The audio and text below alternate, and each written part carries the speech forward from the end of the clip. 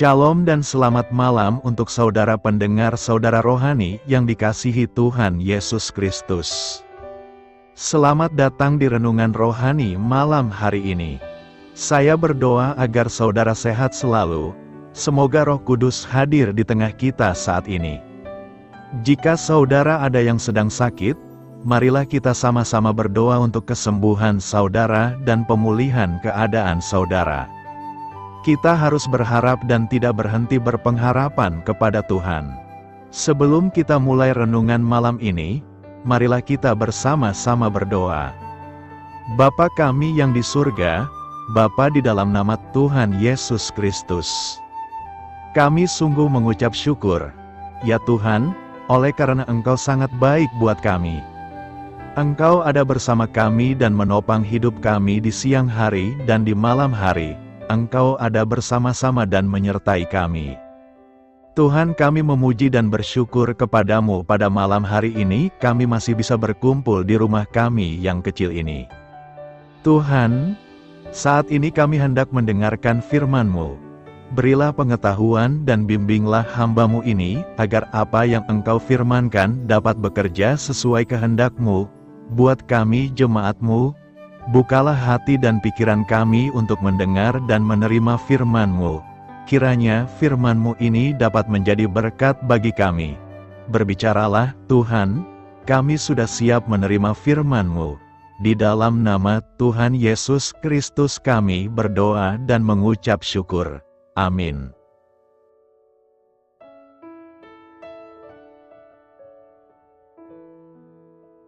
Sahabat saudara rohani, pembacaan ayat emas Alkitab renungan kita malam hari ini. Nats pilihan kita adalah, tak habis-habisnya rahmat-Nya. Tertulis dalam kitab Ratapan 3 ayat 22. Kata kunci renungan pada malam ini adalah sumber pengharapan, dan bacaan kita pada malam ini terambil dari kitab Ratapan 3 ayat 37 sampai dengan ayat 41.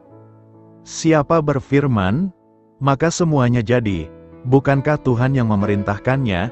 Bukankah dari mulut yang maha tinggi keluar apa yang buruk dan apa yang baik?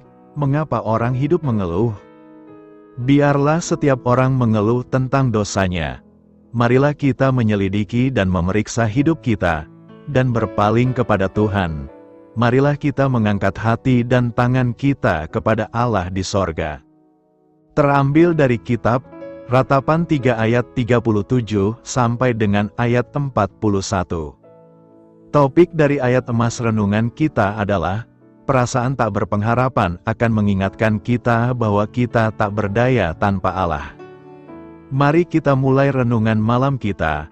Apa gunanya iman jika semuanya tampak sia-sia? Saya telah melontarkan pertanyaan yang mendalam itu dalam hidup saya. Dan belum lama ini saya menerima surat dari seorang ibu yang menanyakan hal yang sama.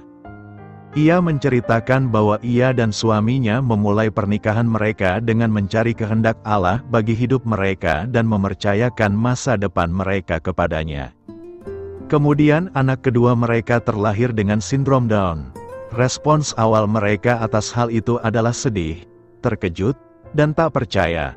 Namun pada hari kelahiran anak itu, Allah memakai Filipi 4 ayat 6 dan 7 untuk meletakkan kedamaian di dalam hati mereka dan memberikan kasih yang abadi bagi anak mereka yang istimewa itu. Ayat itu berbunyi, nyatakanlah dalam segala hal keinginanmu kepada Allah.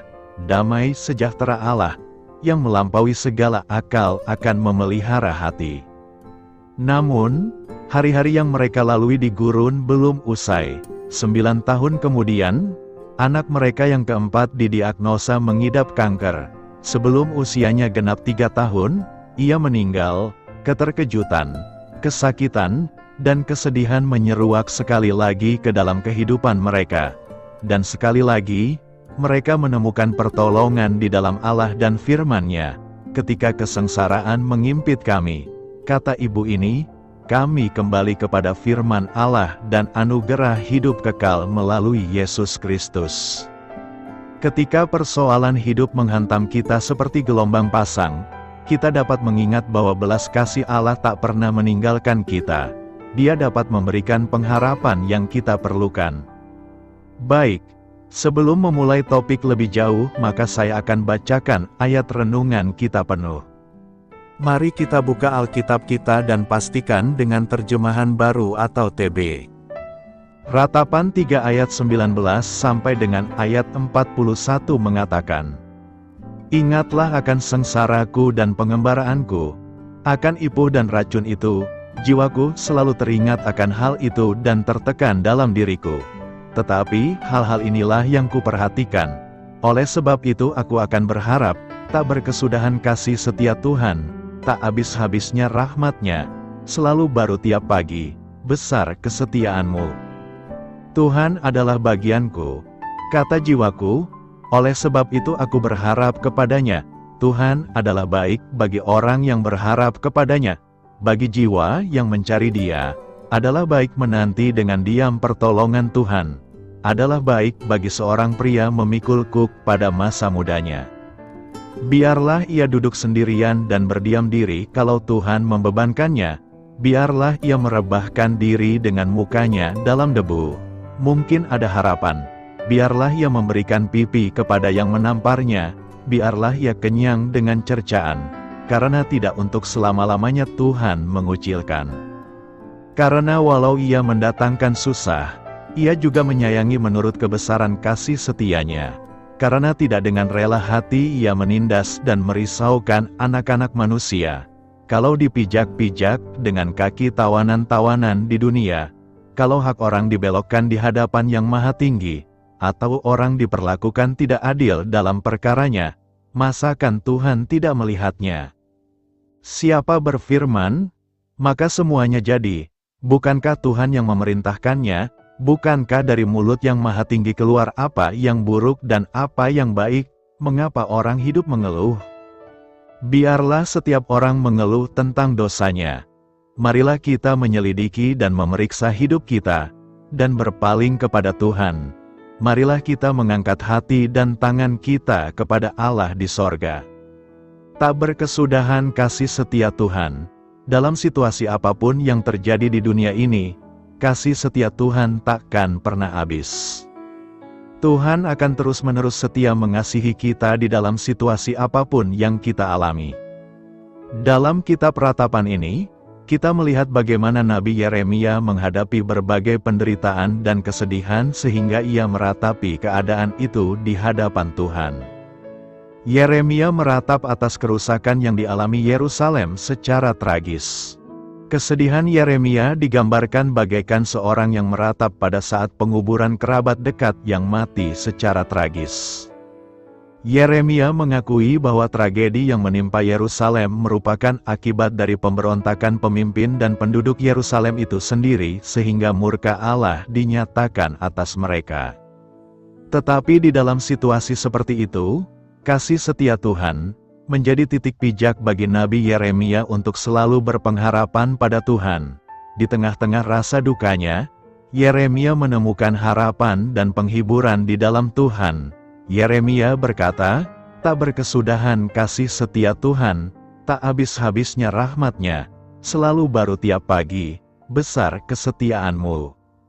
Babel telah meluluh lantakkan Yerusalem. Walau demikian saat asap masih naik dari antara abu reruntuhan, Yeremia mengerti 3 kunci kehidupan yang luar biasa ini, yakni 1. Kasih setia Tuhan tak berkesudahan. 2. Rahmat-Nya tak pernah habis. 3. Besar kesetiaan Tuhan. Bagaimana seseorang bisa berseru, besar kesetiaan-Mu, di tengah-tengah rasa duka dan kehilangan? Jawabannya karena Yeremia tahu bahwa Tuhan bisa mengubah tragedi menjadi kemenangan. Dia mendapatkan pewahyuan tentang kasih setia Tuhan. Kasih yang tak berkesudahan seperti apapun situasi di sekitarnya. Yeremia mengingatkan kembali pribadi Tuhan dalam duka umat yang sedang berduka. Kasih dan kesetiaan Tuhan begitu besar. Itu adalah alasan untuk tetap memiliki pengharapan, mengenal siapa itu Tuhan dan menyadari bagaimana posisi umat terhadap Tuhannya. Masa yang telah berlalu tidak lagi dapat diubah, tetapi masih ada masa yang akan datang.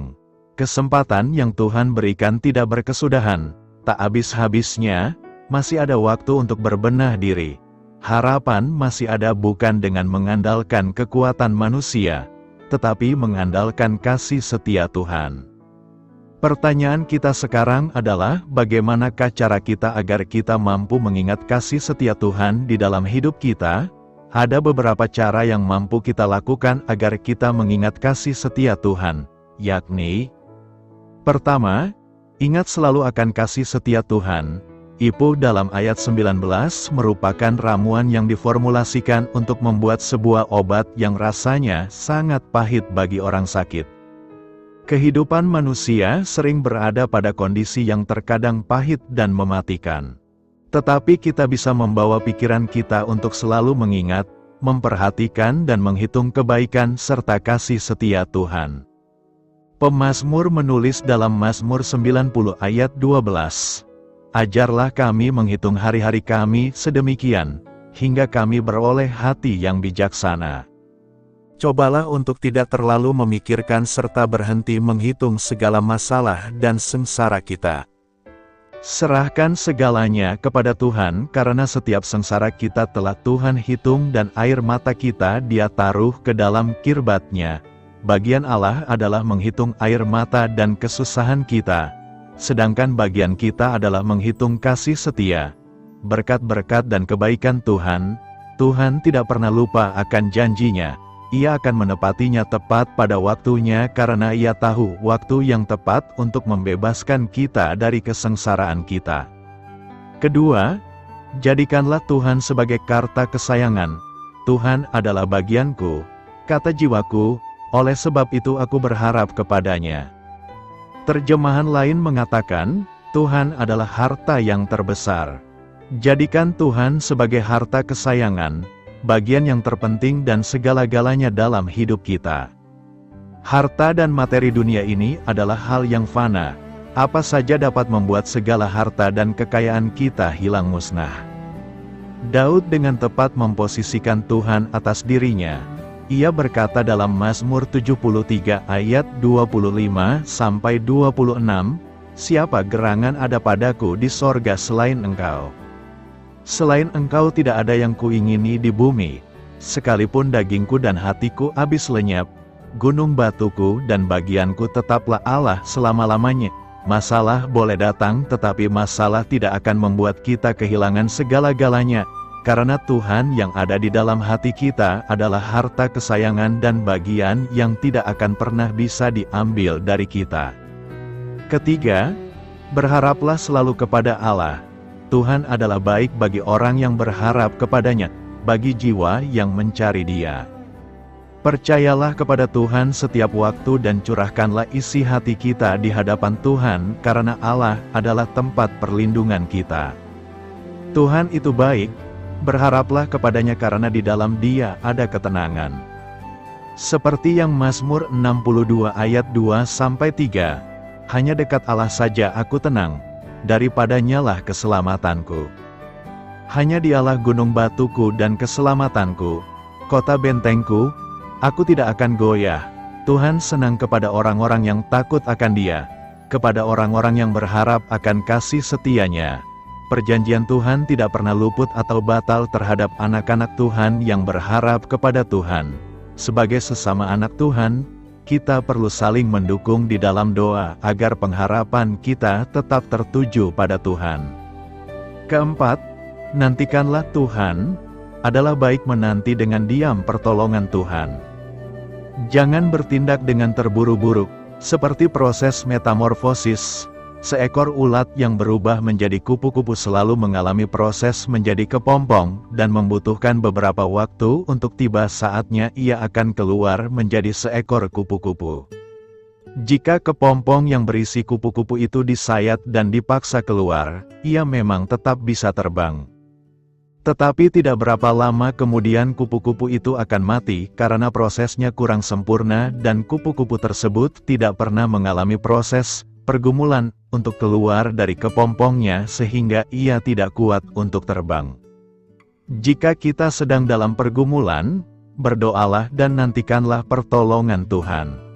Dengan kacamata iman, kita akan melihat bahwa pergumulan yang kita alami sebenarnya hanyalah berukuran kecil. Jika kita memakai kacamata firman Allah, kita akan dapat melihat bahwa Allah ada di pihak kita dan akan memberikan kita kemenangan atas setiap permasalahan hidup kita. Jangan memaksakan waktunya Tuhan. Jika kita bertindak sesuai dengan waktunya kita hanya akan menemui kekecewaan.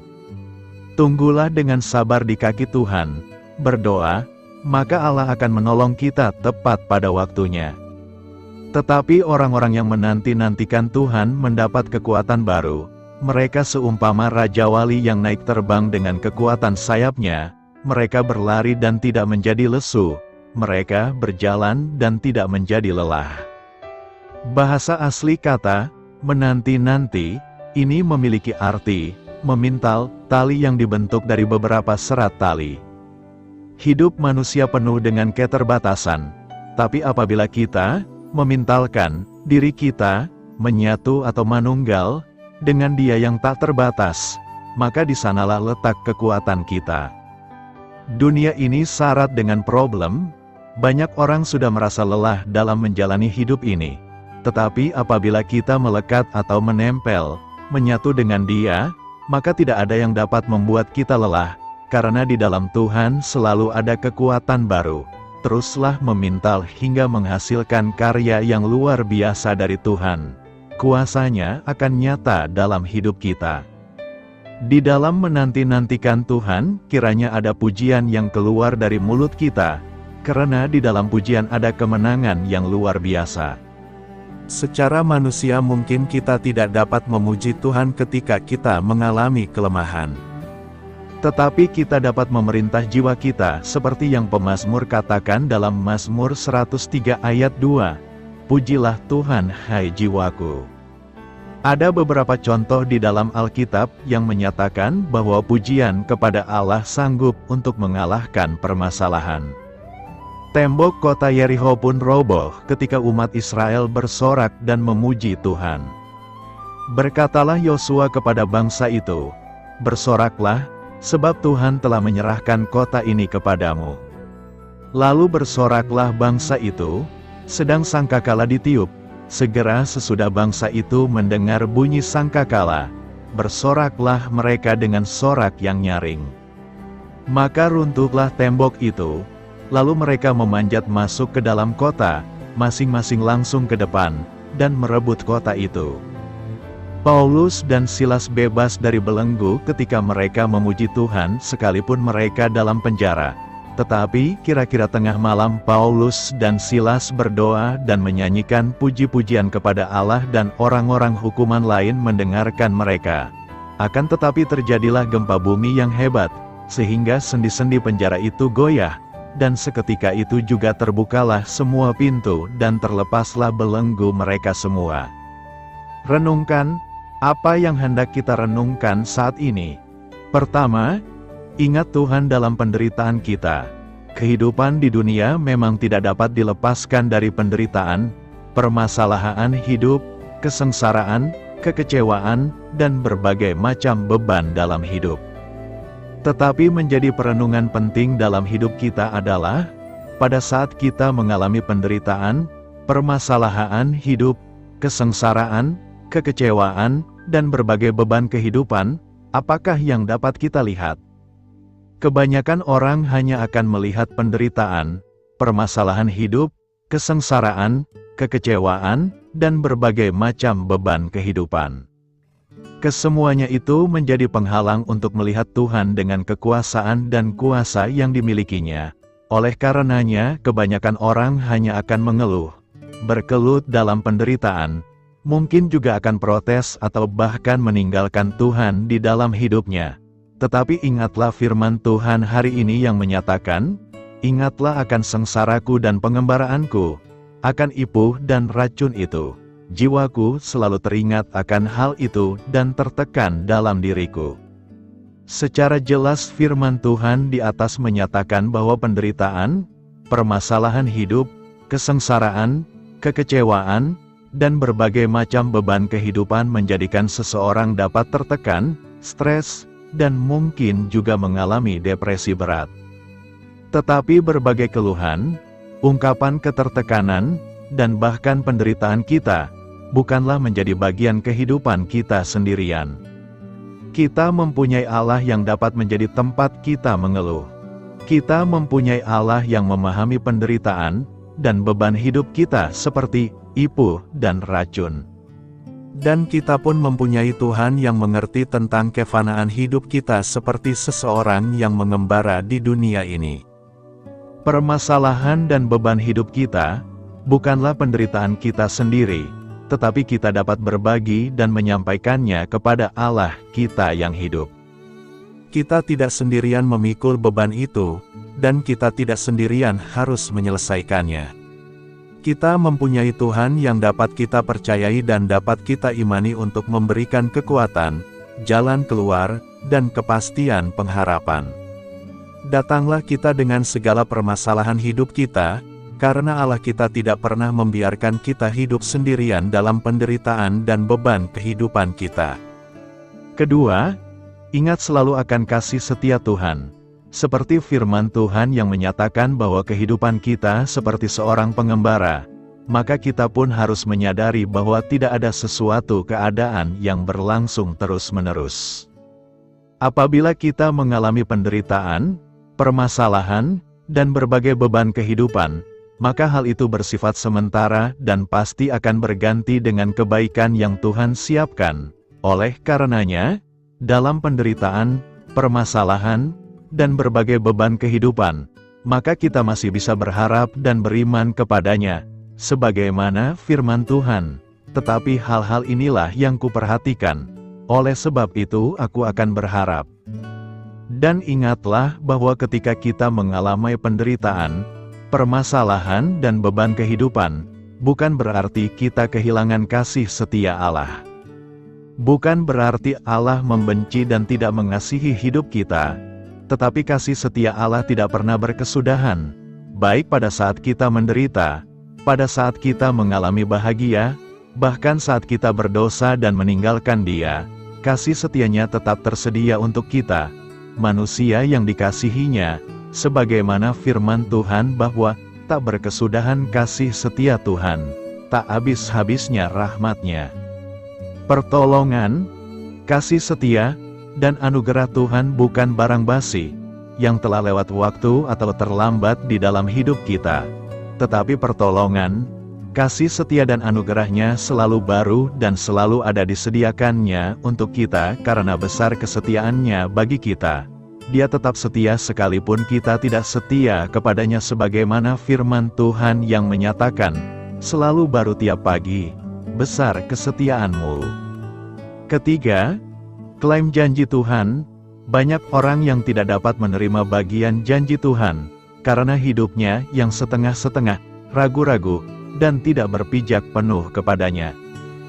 Firman Tuhan yang menyatakan, Tuhan adalah bagianku, kata jiwaku, oleh sebab itu aku berharap kepadanya, merupakan klaim, kepercayaan dan keyakinan kita akan kepastian janji Tuhan.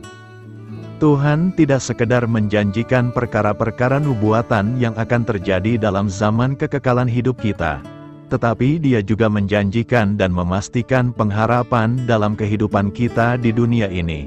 Dan janji firman Tuhan merupakan bagian yang Tuhan sediakan untuk hidup kita. Oleh karenanya, kita perlu mengklaim, meyakini, dan merengkuhnya sebagai bagian kehidupan kita dengan sepenuh hati, dengan keyakinan iman, dan dengan kepercayaan yang penuh di dalam Kristus Yesus Tuhan kita. Jangan pernah melepaskan atau menukar janji-janji Tuhan dengan perkara-perkara memikat yang ditawarkan oleh dunia ini. Apabila kita mengklaim, meyakini, dan merengkuhnya sebagai bagian kehidupan kita dengan sepenuh hati, dengan keyakinan iman, dan dengan kepercayaan yang penuh di dalam Kristus Yesus Tuhan kita, maka Dia tidak pernah mengecewakan kita, sehingga kita dapat menyatakan bahwa Tuhan adalah baik bagi orang yang berharap kepadanya, bagi jiwa yang mencari Dia. Firman Tuhan ini menegaskan bahwa apabila kita memegang, beriman dan meyakini janji-janjinya dalam hidup kita, maka kebaikan-kebaikan yang Tuhan janjikan dalam pengharapan hidup kita akan menjadi nyata, dan menjadi berkat yang selalu menyertai hidup kita. Karena itu, ingatlah selalu bahwa tak berkesudahan kasih setia Tuhan bagi kita yang percaya kepadanya. Tuhan baik bagi orang yang berharap. Ratapan 3 ayat 25 berkata, Tuhan adalah baik bagi orang yang berharap kepadanya, bagi jiwa yang mencari Dia. Tuhan menyatakan kebaikannya bagi orang yang menaruh harapannya kepadanya. Manusia memang terkadang sering salah menaruh harapannya. Ada yang menaruh harapannya kepada manusia, dunia, atau jabatan, atau harta yang dimilikinya. Menaruh harapan kepada dunia ini akan membawa kita kepada kebinasaan. Mengapa kita harus menaruh harapan kita kepada Tuhan? Karena hanya Tuhan yang mampu menolong kita dikala kita mengalami penderitaan. Sama seperti penderitaan yang dialami Yeremia, penderitaan yang dilihatnya secara langsung menimbulkan ratapan kepedihan yang mendalam. Ia, Allah, menghalau dan membawa aku ke dalam kegelapan yang tidak ada terangnya. Ia menempatkan aku di dalam gelap seperti orang yang sudah lama mati. Sungguh, hukuman Allah berat. Tidak ada yang mendengar teriakan minta tolong, tidak ada jalan keluar. Bahkan, ia mengikat aku dengan rantai yang berat. Yeremia menjadi tertawaan lawan sampai ia dikenyangkan dan diremukkan oleh kepahitan, seakan-akan Tuhan yang menyebabkan penderitaan. Di tengah penderitaan yang berat, Yeremia memiliki pengharapan pada kebaikan Allah. Ia meyakini bahwa kasih setia Tuhan tak berkesudahan dan rahmat-Nya tak habis-habis. Bahkan dengan iman dia bisa berkata, Tuhan adalah baik bagi orang yang berharap kepadanya, bagi jiwa yang mencari Dia.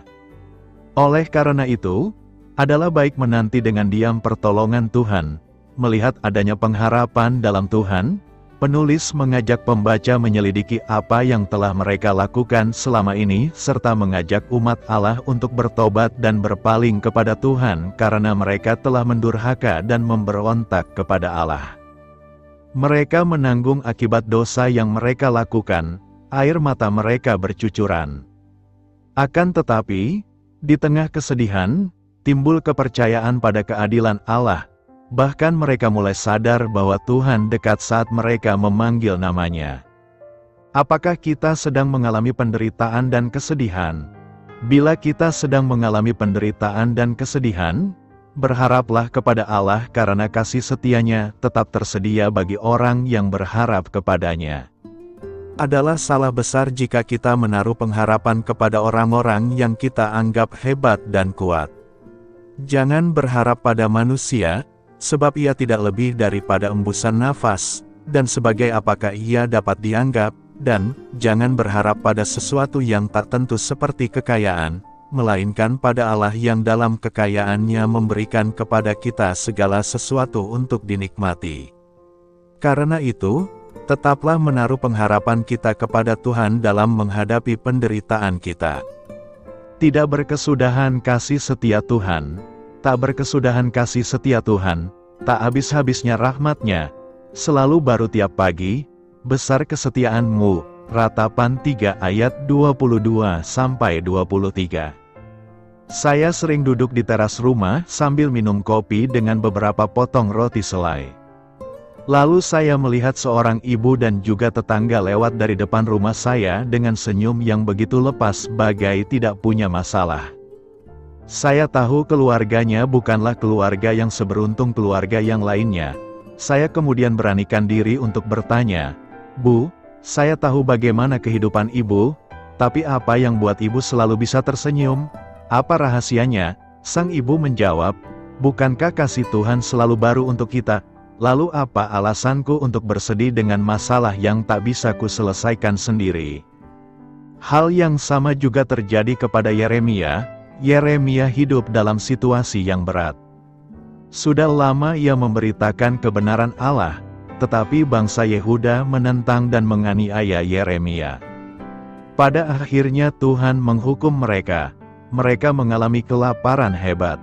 Tidak berhenti sampai di situ, Yehuda juga kehilangan bait Allah yang mereka banggakan. Namun dalam kepedihannya, Yeremia ingat, ada satu hal yang harus segera ia lakukan, yaitu merubah cara pandang, bahwa kasih setia Tuhan tidak berkesudahan. Dalam duka itu, Tuhan bisa saja menghabisi Yehuda.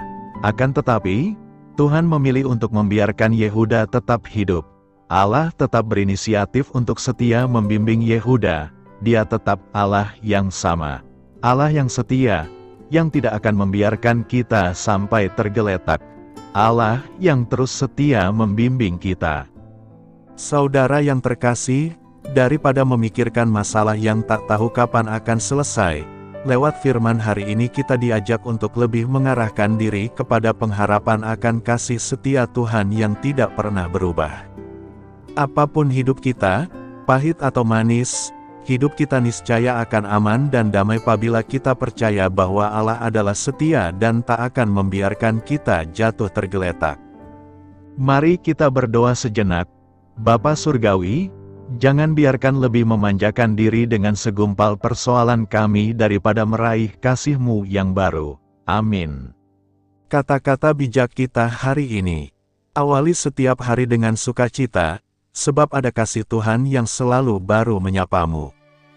Tidak berkesudahan kasih Tuhan. Kitab Ratapan ini diyakini dituliskan oleh Nabi Yeremia yang secara khusus menggambarkan kondisi dan keadaan Israel yang akan segera mengalami penghukuman oleh karena dosa dan pelanggaran mereka kepada Allah.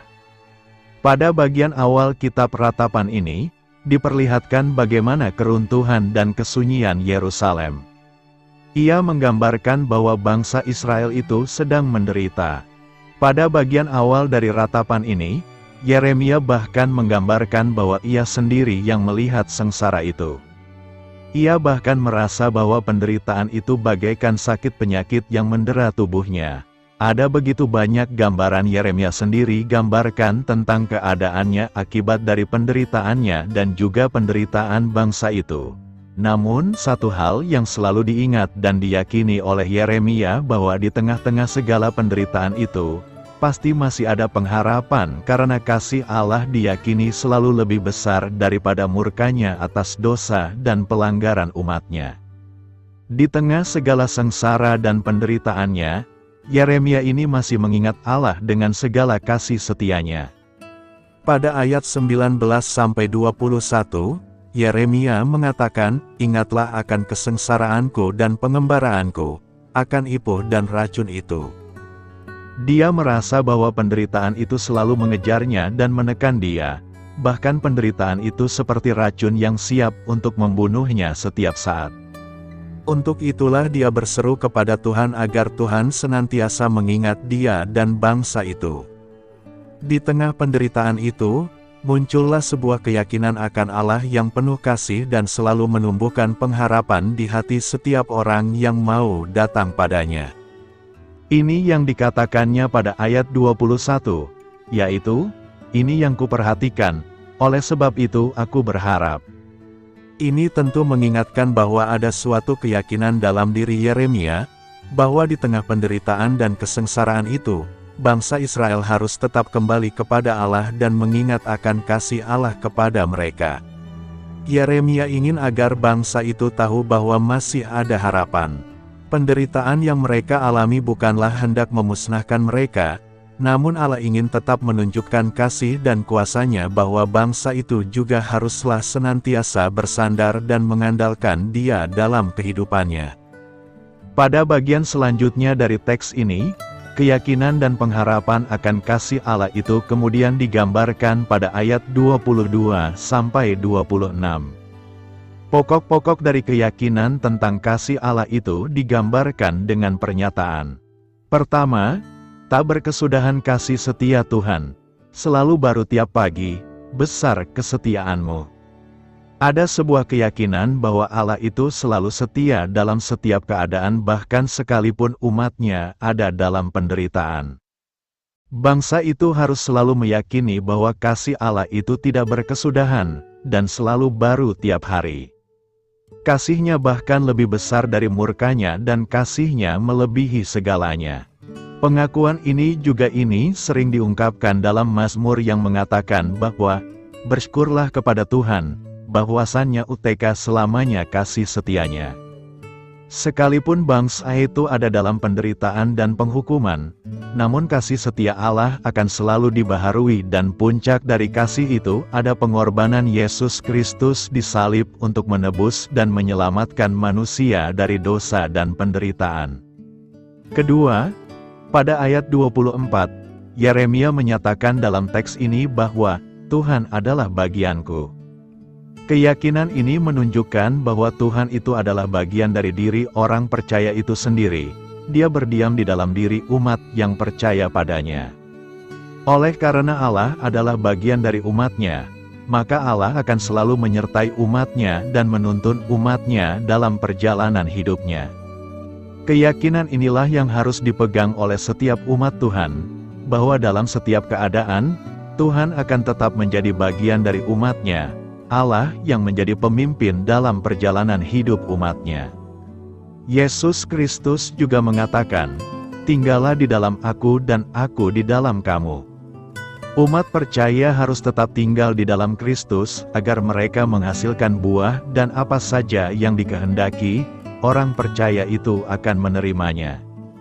Rasul Paulus juga mengatakan bahwa, "Namun aku hidup, tetapi bukan lagi aku sendiri yang hidup, melainkan Kristus yang hidup di dalam aku dan hidupku yang kuhidupi sekarang di dalam daging, adalah hidup oleh iman dalam Anak Allah yang telah mengasihi aku dan menyerahkan dirinya untuk aku." Menjadikan Tuhan sebagai bagian kita juga berarti adalah hidup di dalam Kristus dan Kristus di dalam kita. Kristus telah menyerahkan dirinya untuk kita dan menyelamatkan kita, maka Kristus telah menjadi bagian kita. Ketiga, Yeremia juga mengatakan bahwa Tuhan adalah baik bagi orang yang berharap padanya. Keyakinan ini menandakan bahwa Allah itu selalu baik. Kasih, kesetiaan dan anugerahnya adalah dasar dari semua tindakannya kepada umatnya. Oleh karena itu, kebaikan Allah haruslah juga menjadi suatu keyakinan penuh bagi umatnya. Ketiga pengakuan itu, pada akhirnya bermuara pada suatu ajakan untuk selalu menantikan pertolongan Tuhan dalam kehidupan umatnya. Suatu keyakinan akan kesetiaan dan kebaikan Allah haruslah berujung pada iman dan sikap yang setia menantikan Tuhan di dalam hidupnya. Yeremia mengajak umat itu untuk tetap menantikan pertolongan Tuhan di dalam kehidupan mereka. Karena kasih Tuhan tidak akan berkesudahan dan Allah pasti akan menyelamatkan dan membebaskan mereka dari penderitaan. Tidak berkesudahan kasih setia Tuhan menjadi sebuah keyakinan iman kita bersama umat yang percaya kepada Tuhan tentang Allah yang penuh kasih dan kesetiaan. Tentunya dalam perjalanan kehidupan kita umat percaya, ada banyak tantangan dan pergumulan bahkan penderitaan yang kita alami. Namun apakah kita masih memiliki keyakinan tentang kasih Allah yang tak berkesudahan itu? Firman Tuhan ini mengajarkan kita meyakini dan berharap senantiasa kepada Tuhan Allah yang penuh kasih dan kesetiaan itu. Ada 3 keyakinan iman dalam teks ini yang hendak kita hidupi bersama-sama, yaitu, pertama, mengimani bahwa Allah itu selalu setia dan kasih-Nya tak berkesudahan di dalam hidup umatnya. Kedua, tetap menjadikan Tuhan menjadi bagian dalam hidup kita.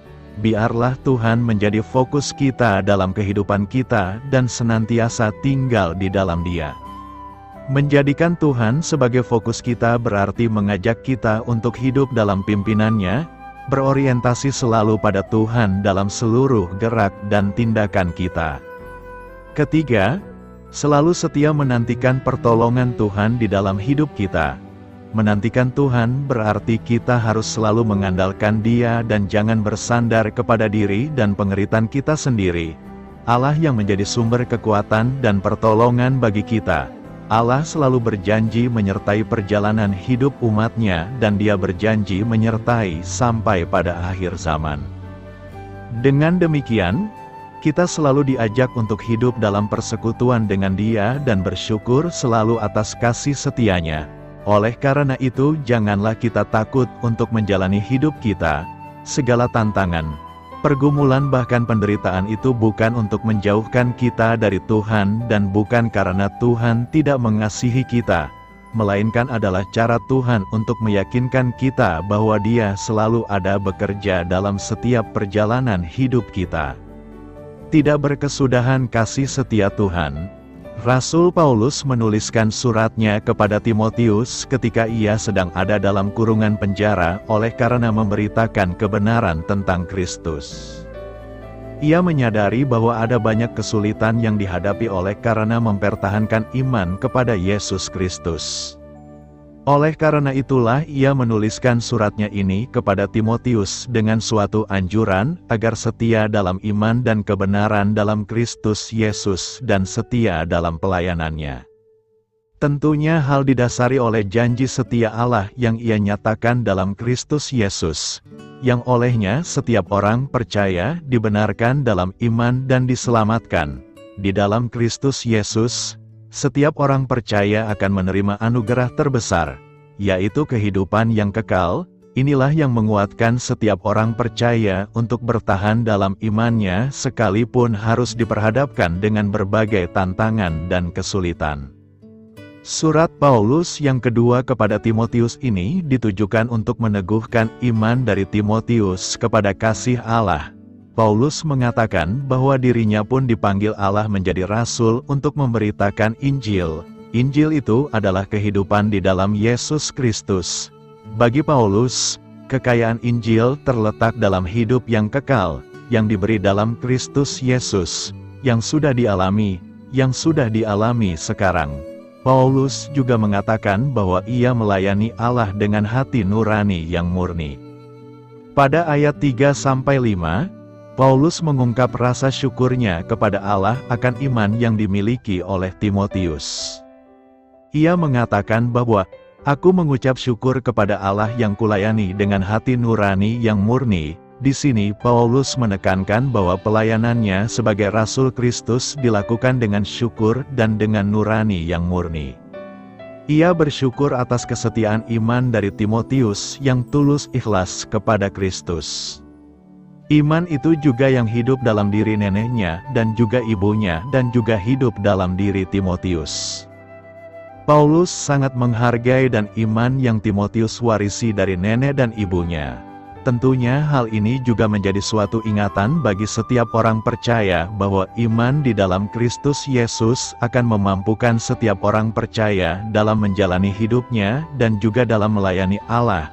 Setiap orang percaya hidup di dalam iman dan anugerah Allah dan memperoleh tugas untuk memberitakan Injil hidup itu kepada seluruh makhluk. Atas rasa syukurnya kepada Allah itu, Paulus juga mengingatkan Timotius untuk tetap mengobarkan karunia Allah yang ada padanya. Karunia Allah di dalam iman itu bukanlah sesuatu yang statis, melainkan dinamis dan selalu bergerak karena kasih karunia dan kuasa Allah selalu hidup dalam diri orang yang percaya. Untuk itulah Paulus mengingatkan Timotius untuk mengobarkan karunia Allah itu dalam dirinya. Karunia itu adalah kuasa Roh Allah yang diperlukan untuk melakukan tugas-tugas pelayanannya dalam memberitakan Injil. Karunia itu telah diterimanya melalui penumpangan tangan yang diberikan oleh Paulus. Karunia Allah yang diwujud nyatakan dalam kuasa Roh itulah yang memampukan Timotius dan setiap orang percaya melayani Allah dengan nurani yang murni. Karunia itu adalah Roh Allah yang membangkitkan kasih, kekuatan dan ketertiban, bukan ketakutan dalam hidup. Untuk itu janganlah takut untuk memberitakan Injil tentang hidup itu sekalipun orang percaya itu mengalami berbagai penderitaan. Karena kasih Allah terlebih besar dari segala penderitaan itu dan mahkota kemuliaan itu akan menjadi bagian dari orang percaya itu. Ayat 9-10, Paulus menjelaskan mengenai dasar dari keselamatan itu sendiri, yaitu bahwa Allah yang telah mengaruniakan keselamatan itu. Allah yang memanggil dengan panggilan kudus. Hal ini sama dengan yang Paulus katakan dalam Efesus 2 ayat 8. Bahwa kita diselamatkan oleh kasih karunia. Itu bukan hasil usaha manusia, melainkan pemberian Allah. Keselamatan itu adalah anugerah Allah yang dinyatakan dalam Kristus Yesus. Dia telah mematahkan kuasa maut dan mendatangkan hidup yang tidak dapat binasa. Di dalam Injil Kristus Yesus dan dalam iman kepadanya, setiap orang percaya tidak akan binasa, melainkan akan memperoleh hidup yang kekal. Anugerah akan hidup yang kekal di dalam Kristus Yesus itulah menjadi dasar panggilan orang percaya, dan agar setiap orang percaya hidup di dalamnya dan dipanggil untuk memberitakannya kepada seluruh manusia. Keselamatan dalam Kristus dan anugerah hidup kekal itu yang memampukan orang percaya hidup dalam pengharapan sekalipun mengalami berbagai tantangan bahkan penderitaan, karena kita juga mengenal Allah yang berkuasa memelihara kehidupan kita sampai pada akhirnya.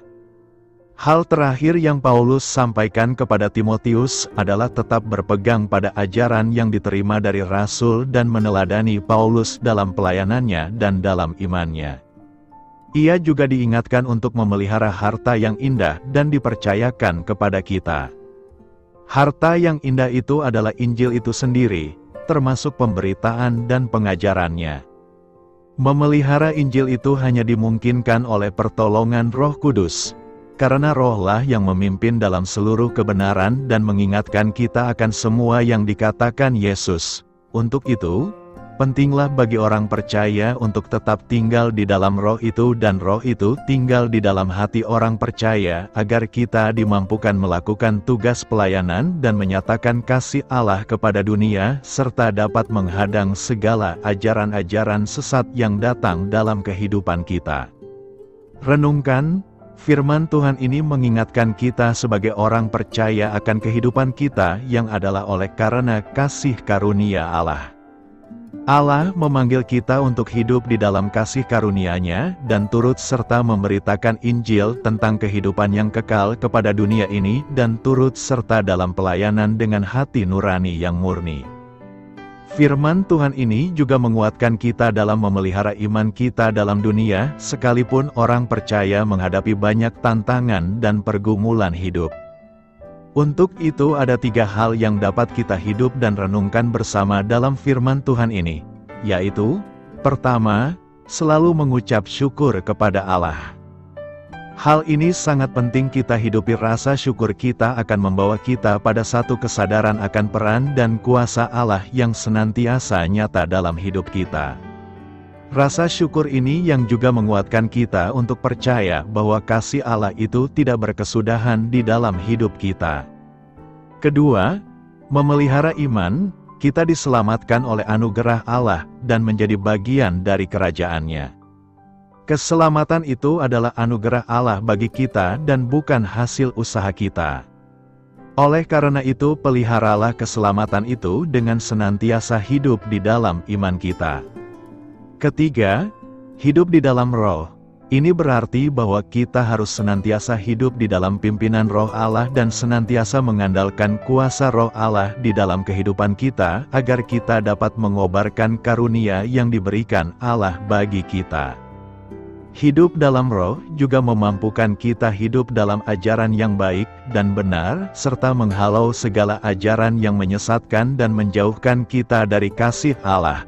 Pada akhirnya, sekalipun orang percaya menghadapi banyak tantangan dan pergumulan, maka kasih karunia dan kuasa Roh Allah tetap memampukan kita menyatakan bahwa kasih Allah tak berkesudahan dalam hidup kita. 1. Apakah yang dapat orang percaya lakukan saat ini untuk memberitakan Injil tentang hidup kepada dunia yang dilanda berbagai persoalan dan di tengah-tengah masyarakat yang plural saat ini? 2.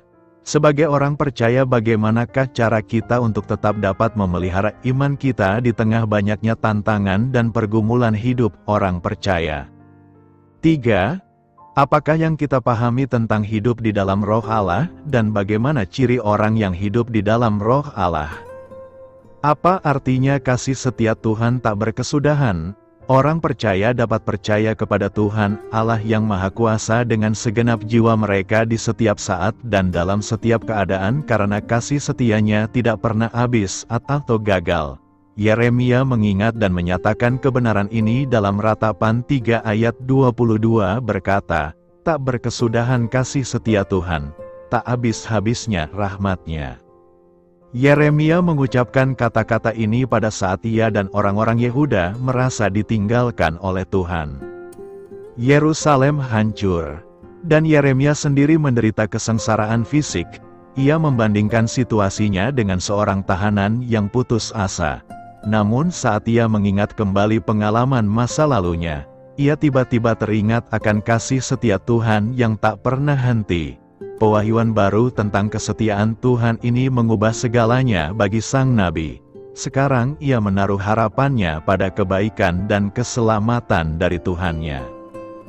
Dalam Ratapan 3 ayat 22, kata untuk kasih yang teguh, dalam bahasa Ibrani asli berarti kasih yang setia.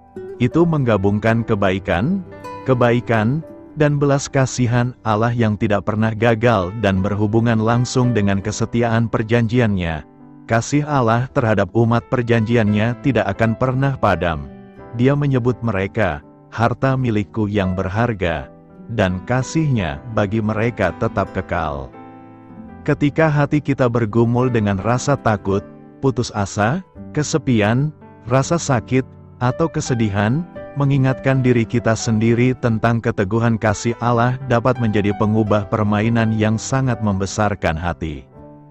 Jika iman kita goyah, kita harus mengingat kasih Allah yang tidak tergoyahkan, tidak pernah mati, dan teguh. Ia tidak akan pernah meninggalkan orang saleh, Dia akan menjaga mereka aman selamanya. Kata pemazmur, bahkan jika kita tidak setia, jelas Rasul Paulus, Dia tetap setia. Ketika kita gagal mencapai sasaran dengan menyerah pada dosa, kasih setia Tuhan tidak pernah berhenti. Dia setia pada saat-saat seperti itu untuk mendisiplinkan dan mengoreksi kita. Dalam kasih dan belas kasihan-Nya yang setia, Dia membawa kita kepada pertobatan dan pengakuan. Ketika kita bertobat dan mengakui, Ia setia dan adil untuk mengampuni segala dosa kita dan membersihkan kita dari segala kejahatan. Kadang-kadang kita berpikir dosa kita menciptakan jurang pemisah permanen antara Tuhan dan kita.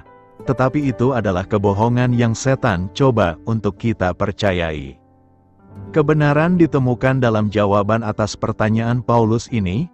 Dapatkah sesuatu memisahkan kita dari kasih Kristus? Apakah itu berarti Dia tidak lagi mengasihi kita jika kita mengalami kesusahan atau malapetaka, atau dianiaya, atau lapar, atau melarat, atau dalam bahaya, atau diancam dengan kematian? Tidak.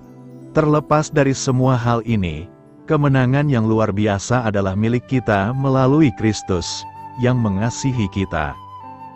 Dan saya yakin bahwa tidak ada yang dapat memisahkan kita dari kasih Allah.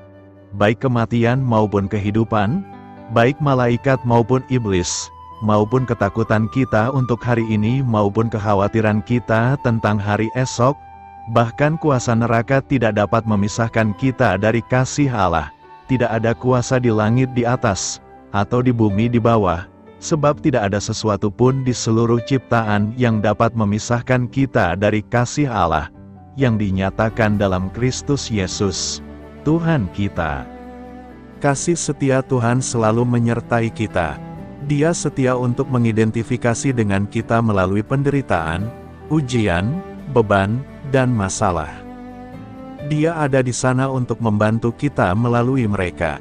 Sebagai Imam Besar Agung kita, Dia memahami kelemahan kita, karena Dia menghadapi semua ujian yang sama seperti kita, hanya Dia tidak berbuat dosa.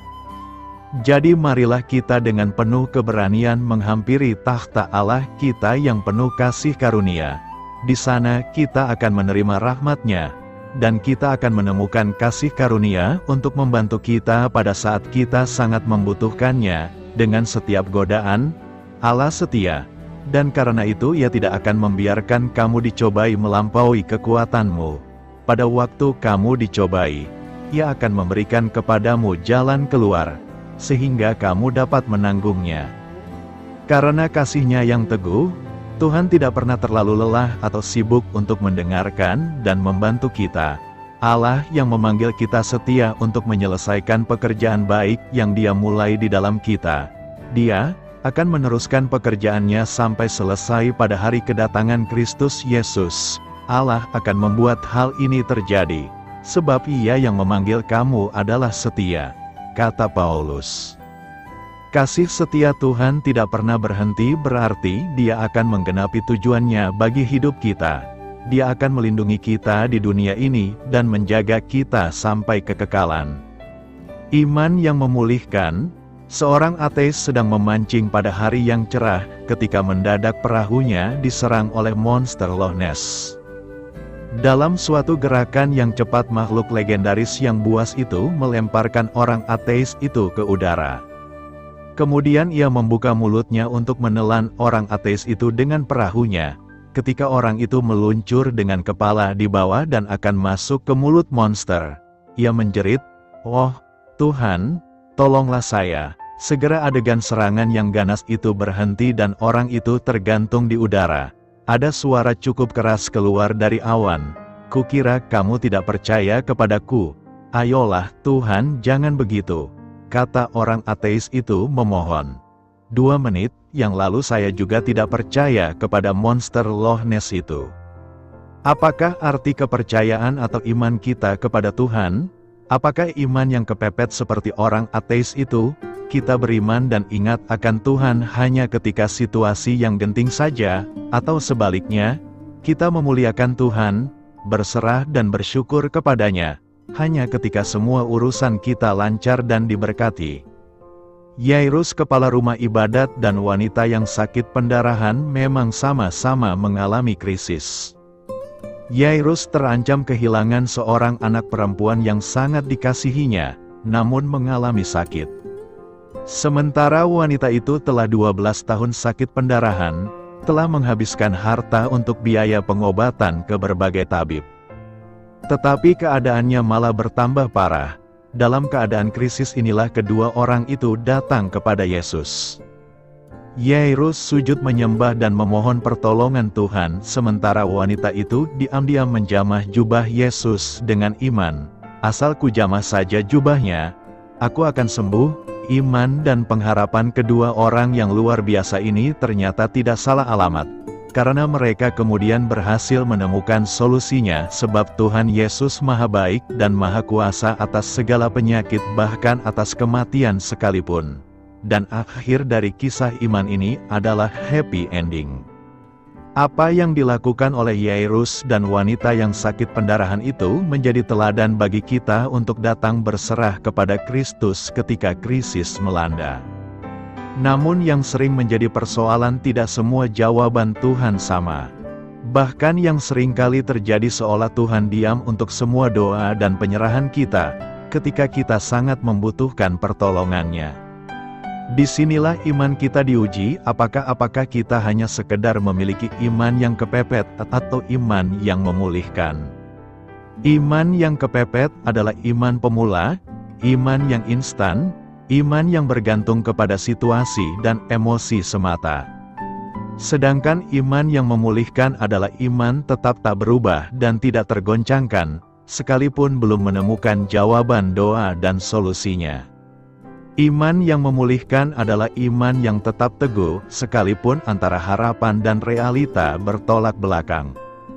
Iman yang memulihkan adalah iman yang tetap setia, tetap tenang dan bersyukur dan memulihkan Tuhan dalam segala hal. Iman yang memulihkan adalah iman yang melihat melampaui mata manusiawi yang sangat terbatas. Iman yang memulihkan adalah iman yang sudah menang sekalipun masih dalam kesulitan, dan daftar ini masih bisa dilanjutkan lagi. Sebab begitu kaya dan dalamnya karya Tuhan dalam perjalanan iman yang memulihkan. Iman seperti inilah yang ditunjukkan oleh Yeremia dalam Ratapan 3 ayat 22-33. Dalam keadaan terpuruk dan dipermalukan oleh musuh, ia tetap memandang kepada kasih setia Tuhan dan kebaikan Tuhan yang tak berkesudahan. Bahkan berulang kali dalam beberapa ayat kata kasih setia dan kebaikan Tuhan dikumandangkan. Itulah iman yang menguatkan dan membawa pemulihan. Tak berkesudahan kasih setia Tuhan, tak habis-habis rahmat-Nya, selalu baru tiap pagi. Beritakanlah Injil kepada segala makhluk, hormatilah semua orang. Selamat beristirahat malam dalam kasih setia Tuhan. Doa saya menyertai saudara sekalian.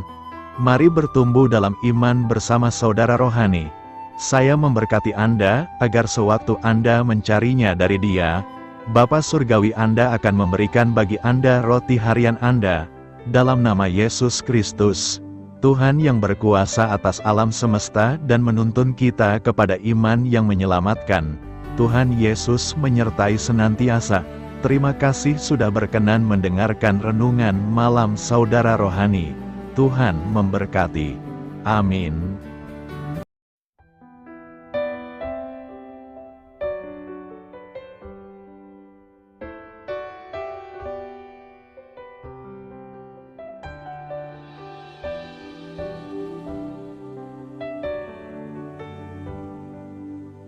Marilah kita renungkan, sahabat saudara rohani, demikianlah renungan firman Tuhan malam hari ini. Semoga menjadi berkat di dalam hidup kita dan menjadikan kita pribadi yang lebih baik. Sebelum kita beristirahat pada malam hari ini, marilah kita berdoa. Bapa kami yang di surga, Bapa di dalam nama Tuhan Yesus Kristus, kami sungguh mengucap syukur, ya Tuhan, oleh karena Engkau sangat baik buat kami. Engkau ada bersama kami dan menopang hidup kami di siang hari dan di malam hari. Engkau ada bersama-sama dan menyertai kami, ya Tuhan Yesus. Kami mengucap syukur untuk firman-Mu, ya Tuhan, yang memberikan kami kekuatan dan menyadarkan kami bahwa kami tidak perlu takut dengan gelap dan malam. Sebab Tuhan, Engkau ada bersama kami. Engkau melindungi kami dan menjadi perisai bagi kami hamba-Mu berdoa saat ini. Tuhan, untuk setiap pendengar renungan ini yang mengalami ketakutan, kecemasan, kegelisahan, pada situasi gelap dan malam hari di dalam nama Tuhan Yesus Kristus. Kuasa Tuhan melepaskan mereka dari segala ikatan roh-roh ketakutan yang mengikat mereka saat ini. Tuhan melepaskan setiap anak-anak-Mu dari segala rasa takut dan kecemasan. Di dalam nama Tuhan Yesus segala kuasa-kuasa roh jahat, kuasa setan iblis yang mengganggu anak-anak-Mu, ya Tuhan, tolong hancurkan dan halaukan dengan kuasa-Mu. Dalam nama Tuhan Yesus Kristus, berkati setiap kami anak-anak-Mu, ya Tuhan, dan lindungilah kami aman di dalam Engkau. Ya Tuhan, penuhilah setiap hati kami dengan keberanian, damai sejahtera, dan sukacita serta ketenangan yang dari Tuhan. Berkati kami di malam hari ini, saat kami tidur dan beristirahat. Kuasa-Mu, ya Tuhan, menaungi setiap kami, memberkati dan melindungi kami. Bangunkanlah kami kembali besok pagi dengan kekuatan yang baru, tubuh yang sehat diberkati Tuhan, dan berkat-berkat yang baru Tuhan sediakan bagi kami. Terima kasih, ya Tuhan, kami sungguh mengucap syukur untuk firman-Mu yang menguatkan kami. Dalam nama Tuhan Yesus Kristus Juru Selamat kami, Bapa kami yang baik, kami mengucap syukur dan berdoa haleluya. Amin.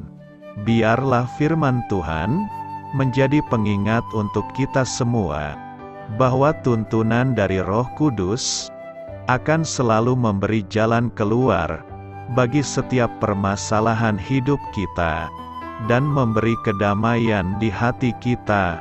Amin. Sampai jumpa di renungan malam saudara rohani berikutnya.